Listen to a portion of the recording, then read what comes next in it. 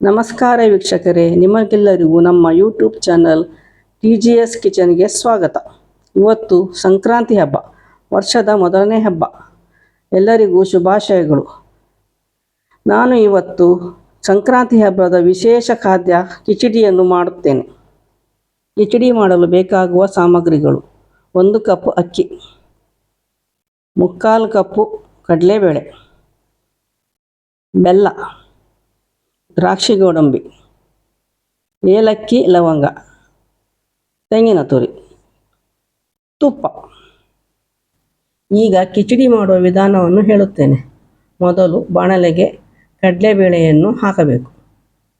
ನಂತರ ಅದನ್ನು ಎಣ್ಣೆ ಹಾಕದೇ ಹುರಿಯಬೇಕು. ಹುರಿಯುವಾಗ ಸಣ್ಣ ಉರಿಯಲ್ಲಿ ಹುರಿಯಬೇಕು, ಏಕೆಂದರೆ ಅದು ತಳ ಹಿಡಿಯುತ್ತದೆ. ತಳ ಹಿಡಿದರೆ ಅದರ ಪರಿಮಳ ಚೆನ್ನಾಗಿರೋಲ್ಲ. ಅದು ಸ್ವಲ್ಪ ಕೆಂಪಗಾಗೋ ತನಕ ಹುರಿತಾ ಇರಬೇಕು. ಕೆಲವರು ಕಡಲೆಬೇಳೆ ಬದಲಿಗೆ ಹೆಸರು ಬೇಳೆಯನ್ನು ಹಾಕಿ ಮಾಡುತ್ತಾರೆ. ನಾನು ಇದನ್ನೇ ಮಾಡಿದ್ದೇನೆ, ಯಾಕೆಂದರೆ ಕಡಲೆಬೇಳೆಯಲ್ಲಿ ಚೆನ್ನಾಗಿರುತ್ತೆ, ಟೇಸ್ಟ್ ಚೆನ್ನಾಗಿರುತ್ತೆ ಅಂತ ಇದನ್ನೇ ಮಾಡಿದ್ದೇನೆ.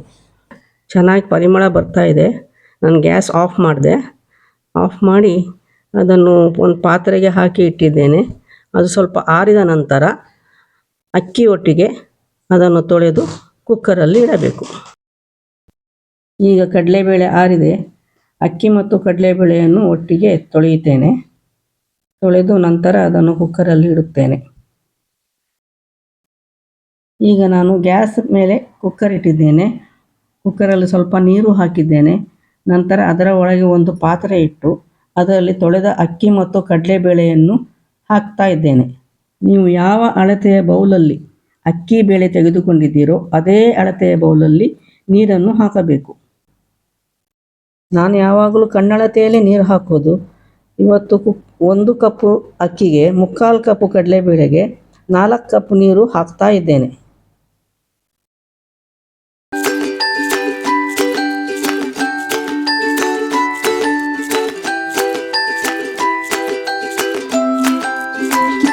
ಕೆಲವು ಅಕ್ಕಿ ಬೇಗ ಬೇಯುತ್ತದೆ, ಕೆಲವು ಅಕ್ಕಿ ಚೆನ್ನಾಗಿರೋಲ್ಲ. ಅದಕ್ಕೋಸ್ಕರ ನಿಮ್ಮ ಮನೆಯಲ್ಲಿ ಉಪಯೋಗಿಸುವ ಅಕ್ಕಿಯನ್ನು ನೋಡಿ ಅದಕ್ಕೆ ಬೇಕಾದ ಅಳತೆಯಷ್ಟು ನೀರನ್ನು ಹಾಕಿ. ನಾನು 4 ಕಪ್ ನೀರನ್ನು ಹಾಕಿದ್ದೇನೆ.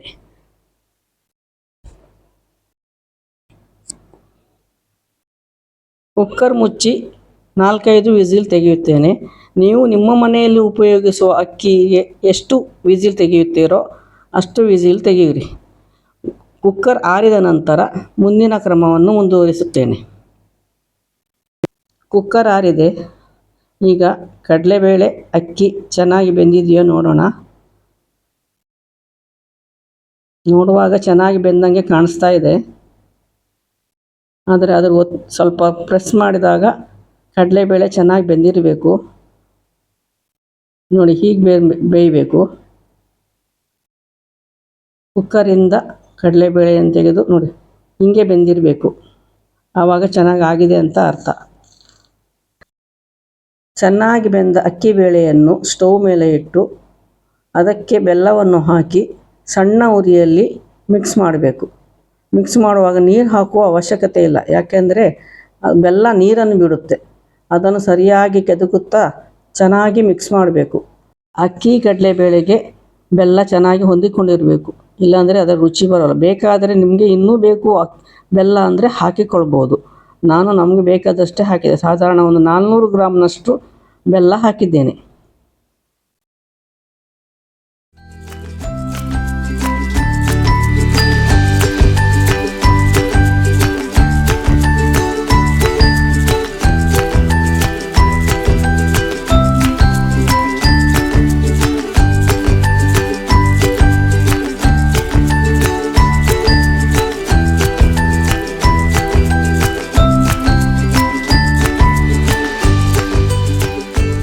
ನೋಡಿ, ಇವಾಗ ಬೆಲ್ಲ ನೀರಾಗಿ ಅಕ್ಕಿ ಬೇಳೆ ಒಟ್ಟಿಗೆ ಸೇರಿಕೊಂಡಿದೆ.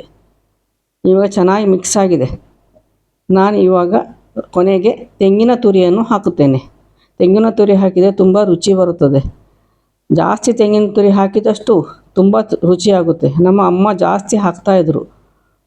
ನಾವು ದಕ್ಷಿಣ ಕನ್ನಡದವರಲ್ವ, ಜಾಸ್ತಿ ತೆಂಗಿನಕಾಯಿನೇ ತಿಂತೇವೆ. ಆದ್ದರಿಂದ ತೆಂಗಿನಕಾಯಿನೇ ನಮಗೆ ಪ್ರಾಮುಖ್ಯ.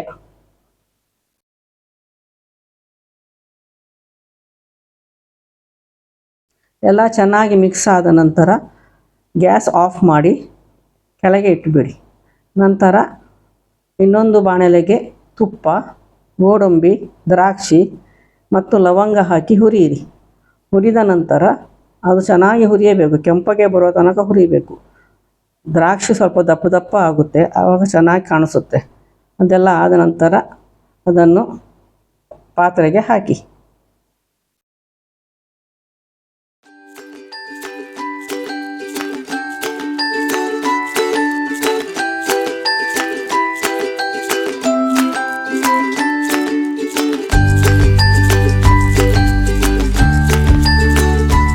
ಕೊನೆಯಲ್ಲಿ ಏಲಕ್ಕಿ ಪುಡಿಯನ್ನು ಹಾಕಿ.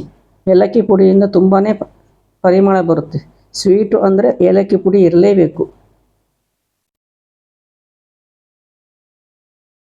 ಏಲಕ್ಕಿ ಪುಡಿಯನ್ನು ಹಾಕಿದ ನಂತರ ಚೆನ್ನಾಗಿ ಮಿಕ್ಸ್ ಮಾಡಿ ನಂತರ ಅದನ್ನು ಒಂದು ಬೌಲಿಗೆ ಹಾಕಿ ತುಪ್ಪದೊಂದಿಗೆ ಸೇವಿಸಿರಿ. ನೋಡಿದ್ರಲ್ಲ ವೀಕ್ಷಕರೇ, ನಾನು ಮಾಡಿದ ಕಿಚಡಿ ಅಥವಾ ಪೊಂಗಲ್ ನಿಮಗೆ ಇಷ್ಟವಾಗಿದ್ದರೆ ಲೈಕ್ ಬಟನನ್ನು ಒತ್ತಿ, ನಮ್ಮ ಚಾನಲಿಗೆ ಸಬ್ಸ್ಕ್ರೈಬ್ ಮಾಡಿ ಮತ್ತು ನಿಮ್ಮ ಸ್ನೇಹಿತರೊಂದಿಗೆ ಹಂಚಿಕೊಳ್ಳಿ. ನೀವು ಕಿಚಡಿಯನ್ನು ಯಾವ ರೀತಿ ಮಾಡುತ್ತೀರೆಂದು ಕಮೆಂಟ್ ಮುಖಾಂತರ ತಿಳಿಸಿ. Thank you.